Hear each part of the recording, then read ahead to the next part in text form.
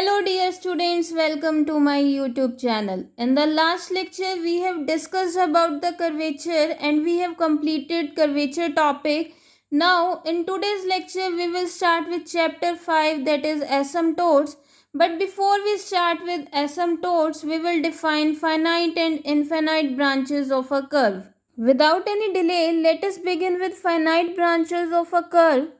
If the branches of a curve lie completely within a finite part of xy plane, then these branches are called finite branches of a curve. Means किसी curve की branches है हमारी completely lie करे x Y plane के finite part में, उन branches को हम क्या कहेंगे? Finite branches. इसके लिए हम एग्जांपल करते हैं. Let us consider a circle with centre at origin that is at 0 0 and radius 1. Then equation of circle will be given by x minus 0 whole square plus y minus 0 whole square equal to 1. That is x square plus y square equal to 1. So y square will be equal to 1 minus x square and y will be equal to plus minus square root of 1 minus x square. Let us see the figure. 0 0 is the center and we have taken radius 1. So this is the circle with center at 0 0 and radius 1. We have got two branches of this circle, that is y equal to square root 1 minus x square and y equal to minus square root of 1 minus x square. Now what we can see that any two branches of this circle lie completely within the finite part of the xy plane. x की limit हमारी -1 to 1 है, x -1 to very कर रहा है. So this circle की कोई भी अगर हम ब्रांच लेते हैं, let us take that branch, this branch. अगर ये ब्रांच ले रहे हैं हमारी X Y plane, this is X Y plane, ये finite part of the x Y plane में ही ब्रांच लाई कर रही है. अगर हम ये वाली ब्रांच ले लें, ये भी हमारी finite part of the x Y plane है. मीन्स सर्कल की हम कोई भी ब्रांच ले ले that lies within the finite part of x Y plane. So y equal to square root of 1 minus x square and y equal to minus square root of 1 minus x square are the two branches of circle, and these branches lie completely within the finite part of xy plane. So these two branches are finite. And next topic, infinite branches of a curve. If any branch of the curve does not lie completely within any finite part of the plane, then the branch is called infinite branch of the curve. For example, consider a hyperbola x square minus y square equal to 4. Again y square equal to x square minus 4 and y will be equal to plus minus square root of x square minus 4. Two branches हैं हमारे पास, y equal to square root x square minus 4. जैसे ही हमारा x infinity को approach करेगा तो y भी किसको approach कर रहा है? इन्फिनिटी को. ऑल्सो एक्स अगर हमारा माइनस इन्फिनिटी को भी अप्रोच करे, in that case y will also approach to infinity. Means हमारा जो ये ब्रांच है हाइपरबोला की, ये हमारी इन्फिनिटी तक जा सकती है. और similarly this branch also goes to infinity. Means हमारी जो हाइपरबोला की ब्रांचेस है वो finite part of the x Y plane में लाई नहीं कर रही है. So these are the branches of a hyperbola and these are infinite branches of a hyperbola. Also take another example. Let us take an example of parabola, that is y square equal to 4ax. This is rightward parabola. Parabola की भी जो branch है हमारी infinity तक move कर सकती है, finite part of x Y plane में लाइन नहीं कर रही है. So branches of the parabola are also the infinite branches of a curve. Now we begin with our main topic, that is asymptotes. We will do two definitions. First definition, a straight line at a finite distance from the origin is said to be an asymptote to an infinite branch of a curve if the perpendicular distance of a point P on that branch from the straight line tends to 0 as P approaches to infinity along the branch. इस definition को अभी just हमने read किया है, इसको समझने के लिए हम एग्जाम्पल करते हैं. Let us consider a curve y equal to 1 by x. Have a look on the graph. हमारे पास हमने क्या किया, y equal to 1/x curve लिया है, इसका हमने ग्राफ ड्रॉ किया है. This is the curve y equal to 1/x. इस कर्व पर हमने एक पॉइंट P ले लिया. P से हम परपेंडिकुलर डिस्टेंस फाइंड आउट कर रहे हैं from the y axis. This perpendicular distance will be given by PM. अब जैसे जैसे हमारा ये पॉइंट मूव करेगा along the curve and goes near the infinity, जैसे P हमारा यहाँ पर लिया है, P हमारा यहाँ पर गया तो डिस्टेंस हमारा जो ये PM था ये और कम हो गया. फिर यहाँ पर आया तो डिस्टेंस हमारा कम होता जा रहा है. और जैसे ही P पॉइंट हमारा इस ब्रांच के अलोंग मूव कर रहा है और इन्फिनिटी को अप्रोच करेगा, तो एक टाइम ऐसा आएगा जो हमारा डिस्टेंस इस पॉइंट P का y एक्सिस से किसको अप्रोच करेगा, 0 को अप्रोच करेगा. So this y-axis is an asymptote to this branch of the curve. Similarly यहाँ पर हम देखते हैं, अगर Q पॉइंट हमने कोई ले लिया इस second branch of the curve पर, Q का परपेंडिकुलर डिस्टेंस हम फाइंड आउट करें x एक्सिस से, let it be QN.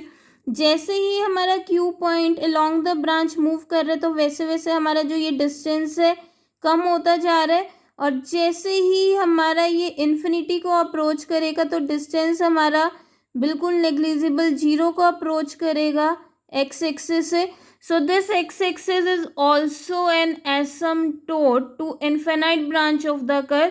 So the coordinate axis are asymptotes to the curve y equal to 1/x.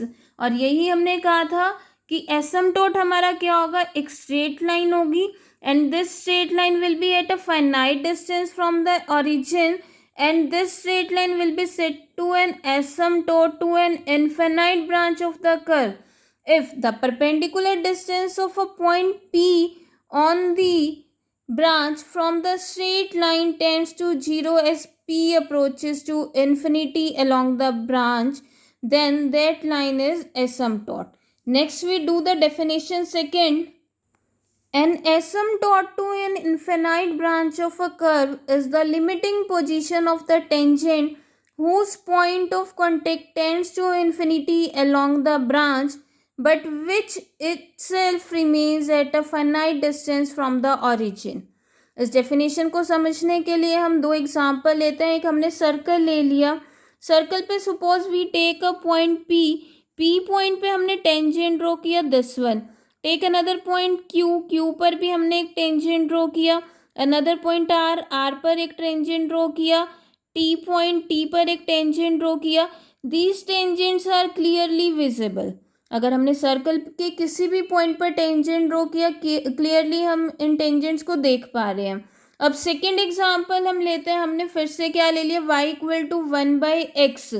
These are the branches of the curve. Now what we can see that ये जैसे ही curve हमारा infinity को approach करेगा तो हमारा distance 0 को approach करेगा. मीन्स जो हमारी ये एक्स एक्सिस है इन्फिनिटी पर क्या कर रही है, टेंजेंट बन रही है. ये अगर हम फर्दर प्रोड्यूस करते हैं एक्स एक्सिस को, ये हमारा मूव करे तो जो हमारा पॉइंट ऑफ कंटेक्ट है इन्फिनिटी पे हमारा एक्स एक्सिस के साथ कोइंसाइड कर देगा. It seems that x axis is tangent to this branch at the infinity. And similarly अगर हमारा यहाँ पर भी ये इन्फिनिटी को अप्रोच कर रही है पॉइंट, यहाँ पर कोई भी पॉइंट ले लिया, अलोंग द ब्रांच हमारा मूव करे, तो it seems y axis is the tangent to this branch at infinity.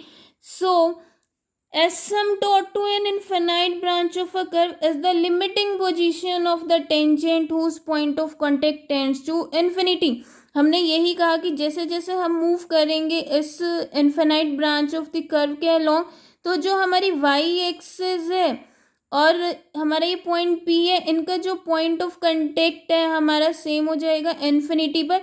It seems कि हमारी जो वाई एक्सिस है इन्फिनिटी पर टेंजेंट बन जाएगा, and therefore y-axis is the asymptote to infinite branch of the curve. Similarly x-axis here is the asymptote to this infinite branch of an curve. Now kinds of asymptotes. There are two kinds of asymptotes. One is parallel asymptote and second is oblique asymptotes. Further, parallel asymptotes are of two types, that is horizontal asymptotes and vertical asymptotes. Horizontal asymptotes are the asymptotes that are parallel to x-axis, and vertical asymptotes are the asymptotes that are parallel to y-axis. And second kind of asymptotes are oblique asymptotes. Oblique asymptotes are those asymptotes which are neither parallel to x-axis nor parallel to y-axis. Now we will study working rule to find the parallel asymptotes and the oblique asymptotes for the algebraic curve. First we study working rule to find asymptotes, that is horizontal and vertical asymptotes for algebraic curve. Let us begin with the working rule to find the asymptotes parallel to y-axis, that is vertical asymptotes. To find the asymptotes parallel to the y-axis, first step is we find the coefficient of highest power of y. जो भी हमारी algebraic curve की equation given होगी उसमें हम क्या check करेंगे, y की जो भी हाईएस्ट पावर है उसका कोफिशिएंट क्या है. अगर y, सेकेंड स्टेप क्या होगा कि y की जो हाईएस्ट पावर है उसका कोफिशिएंट अगर कांस्टेंट टर्म है, then there is no asymptote parallel to the y-axis. But if the coefficient of highest power of y is not a constant, y की जो highest power है अगर उसका coefficient constant नहीं है, तब हम क्या करते हैं, उस coefficient को equate करते हैं जीरो से, और फिर हम उस coefficient के real linear factors बनाते हैं. Then we equate each linear factor to zero and we will get the asymptotes parallel to y-axis. So if the coefficient of the highest power of y is not reducible into the linear factors, then also there is no asymptote parallel to the y-axis. हमने क्या कहा, सबसे पहले हम highest power of y check करेंगे. Highest power of y वाली जो term है उसका जो कोफिशिएंट है हम देखेंगे कि कांस्टेंट है या वेरिएबल है. अगर हमारी हाईएस्ट पावर ऑफ y का जो कोफिशिएंट है कांस्टेंट है, तब हमारे पास कोई भी asymptote parallel to y axis नहीं होगा. बट अगर हमारी कांस्टेंट टर्म नहीं है coefficient of highest power of y की, देन हम क्या करेंगे, coefficient of highest power of y को जीरो से इक्वेट करेंगे. Then we will resolve it into the linear factors and each linear factor equated to 0 will give us the equation of asymptote to the curve. Also जब हमने coefficient of highest power of y के linear factors में resolve किया, अगर हमारे वो linear factors real नहीं है तो in that case also there will be no asymptote parallel to the y axis. Similarly if we have to find the asymptotes parallel to the x axis, उस case में हम क्या करेंगे, highest power of x के coefficient check करेंगे. अगर highest power of x का coefficient हमारा कांस्टेंट टर्म है, then there is no asymptote parallel to x axis.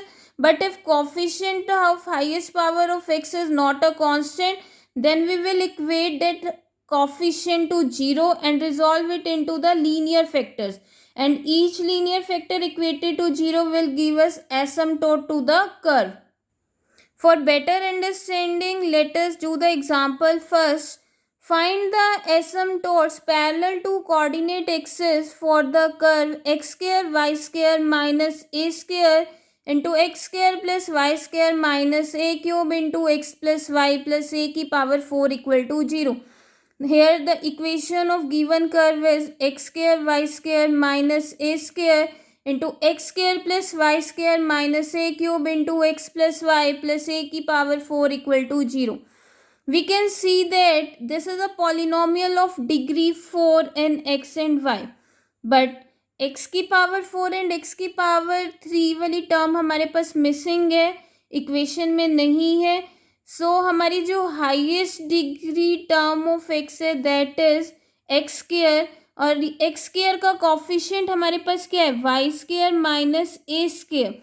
हमने यही कहा था अगर हमें asymptote parallel to x axis find out करने हैं तो हम जो क्या देखते हैं कि हमारी highest degree term of x का जो कोफिशिएंट है वो क्या है, यहाँ पर हाईएस्ट डिग्री टर्म x की क्या है हमारी एक्स स्क्वायर का कॉफिशिएंट या कौन है Y square minus A square.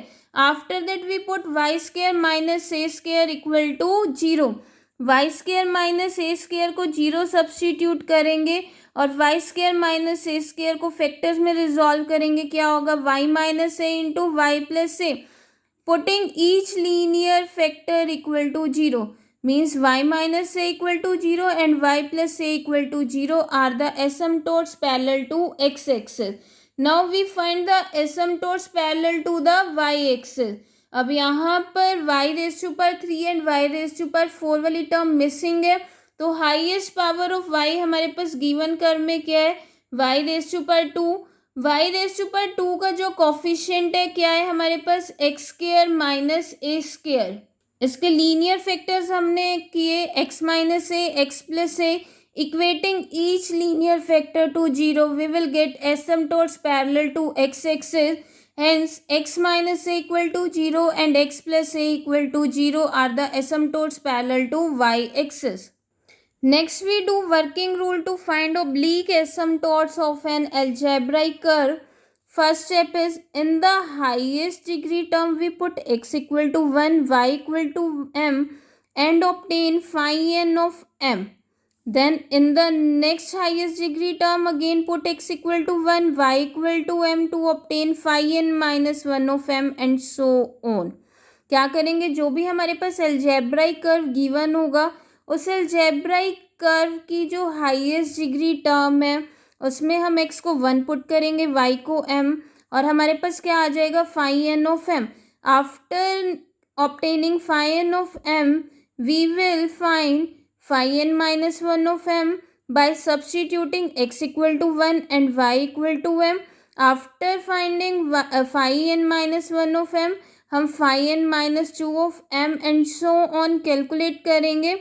After finding phi N of M हम क्या करेंगे सेकेंड स्टेप में फाई एन ऑफ एम को जीरो सब्सटीट्यूट करेंगे. This will be equation in m. इसको सॉल्व करके एम की हमारे पास वैल्यूज़ आएंगी. डिस्टिंक्ट वैल्यूज़ भी आ सकती है और हमारी रिपीटेड रूट्स भी आ सकते हैं. अगर हमारे पास डिस्टिंक्ट रूट्स हैं in that case we will find c using the relation c equal to minus phi n minus 1 of m divide by phi n का derivative for each value of m. Then asymptote will be given by substituting the value of m and c in y equal to mx plus c. ये case हमने किसके लिए किया अगर हमारे पास distinct roots हैं. बट अगर हमारे पास रिपीटेड रूट्स हैं, अगर हमारे पास टू रूट्स रिपीटेड है means phi N of m को जीरो इक्वेट करने के बाद एम की जो वैल्यूज़ आएंगी एम की अगर वैल्यूज़ डिस्टिंक्ट है in that case we calculate C by using minus phi N minus 1 of M divide by phi N का डेरिवेटिव. बट और फिर हम क्या करेंगे y equal to M X plus C में m और c की वैल्यू सब्सटीट्यूट करके ऑब्लिक एसिम्पटोट आ जाएंगे. बट अगर हमारे पास टू रूट्स रिपीटेड आ जाए in that case we will find c from the equation c square by 2 factorial phi N double derivative plus c into phi N minus 1 का derivative plus phi N minus 2 equal to 0. It will give two values of c की दो values आएंगी. फिर हमारे पास again y equal to M X plus C में m की value substitute कर देंगे और c की दो जो वैल्यूज़ आएंगी दोनों वैल्यूज़ को सब्सटीट्यूट करके हमारे पास क्या आ जाएंगे दो एसिम्पटोट्स आ जाएंगे. सिमिलरली अभी हमने टू रिपीटेड रूट्स का केस किया है बट अगर हमारे पास थ्री रिपीटेड रूट्स आ जाए in that case we will find c using the relation c cube by 3 factorial phi n triple derivative plus c square by 2 factorial phi N minus 1 double order derivative plus c into phi N minus 1 का first order derivative plus phi N minus 3 equal to 0. इस equation को solve करके c की हमारे पास three values आएंगी. Again c की जो वैल्यूज आएगी वो हम कहाँ सब्सटीट्यूट कर देंगे y equal to M X plus C and we will get the asymptotes. Working rule को और ज़्यादा अच्छे से समझने के लिए हम एग्जाम्पल करते हैं. Find all the asymptotes of the curves x cube plus 3x square y minus 4y cube minus x plus y plus 3 equal to 0। First case देखते हैं। गिवन कर्व क्या है हमारे पास, X cube plus 3x square Y minus 4y cube minus X plus Y plus 3 equal to 0। सबसे पहले हम find out करते हैं asymptotes parallel to x axis. यहाँ पर हम देखते हैं जो हाईएस्ट डिग्री टर्म है एक्स की वो हमारे पास क्या है, एक्स क्यूब, और एक्स क्यूब का जो कॉफिशिएंट है वो 1 है। 1 is a constant, so there is no asymptote parallel to x axis. फिर हम फाइंड आउट करते हैं asymptotes parallel to Y axis. अब वाई एक्सिस की जो हाईएस्ट डिग्री टर्म है वो हमारे पास क्या है, -4y³ वाई क्यूब का जो कॉफिशिएंट है -4 which is again a constant, so there is no asymptote parallel to Y axis. Now we find oblique asymptotes. Oblique asymptotes find out करने के लिए हमारे वर्किंग रूल का सबसे फर्स्ट जो स्टेप था, हम क्या करते हैं, हाईएस्ट डिग्री टर्म में x को 1 और y को m रखते हैं। यहाँ पर हमारे पास हाईएस्ट डिग्री टर्म कौन सी है, x cube plus 3x square y, means highest जो डिग्री है हमारे पास 3 है। तो यहाँ से हमारे पास क्या आ जाएगा, 5 ऑफ m। 5 ऑफ m किससे आएगा, x को 1 रख के y को m, x को 1 सब्सटीट्यूट किया, 1 plus 3 1 square into m -4m³। सो 5 क्या आ गया हमारे पास, 1 plus 3m minus 4m³। Second step क्या था हमारे पास, जो 5 है 5 ऑफ m को हमें क्या पुट करना है, 0 के इक्वल पुट करना है। Putting 5 of m equal to 0। 5 of m को 0 रखेंगे, हमारे पास क्या आ जाएगा, 1 plus 3m minus 4m³ equal to 0। We can write it as 4m³ minus 3m minus 1 equal to 0। 3m को हम क्या लिख सकते हैं, -4m प्लस m। हमारा फर्स्ट और सेकेंड टर्म में से क्या कॉमन आ रहा है, 4m कॉमन आ रहा है। So we will get 4m into m square minus 1 plus m minus 1 equal to 0। We have m square minus 1 के factors m minus 1 m plus 1। अब फर्स्ट और सेकेंड टर्म में से m माइनस 1 कॉमन आ रहा है। We will get 4m into m plus 1 plus 1। Now we will get it as 4m square plus 4m plus 1। Either m minus 1 will be equal to 0 और 4m square plus 4m plus 1 equal to 0। Now m minus 1 equal to 0 will give us m equal to 1, and m square plus 4m square plus 4m plus 1 equal to 0. We can write it as 2m plus 1 whole square equal to 0. So we will get m equal to -1/2 and -1/2. अभी हमने सबसे पहला step क्या किया था, x को 1 put किया, y को m पुट किया, 5 ऑफ m आया। फिर 5 ऑफ m को 0 सब्सटीट्यूट करके m की वैल्यूज निकाली। अब फर्स्ट स्टेप में हमारे पास क्या था, हमें 5n ऑफ m आने के बाद 5n minus 1 of m find out करना होता है। उसके लिए भी x को 1 और y को m पुट करना होता है। तो हमारे पास यहाँ पर देखिए सेकेंड डिग्री टर्म वाली है कोई भी है ही नहीं है, तो 5 ऑफ m क्या हो जाएगा, 0। Next we find 5 of m by putting x equal to 1 and y equal to m। We will get 5 of m equal to -1 plus m. Now m equal to 1 is the non-repeated root of 5 of m equal to 0. So for the non-repeated root हमने कहा था c हमारा कैसे आएगा, -5n minus 1 of m divide by 5n का derivative. Here n equal to 3.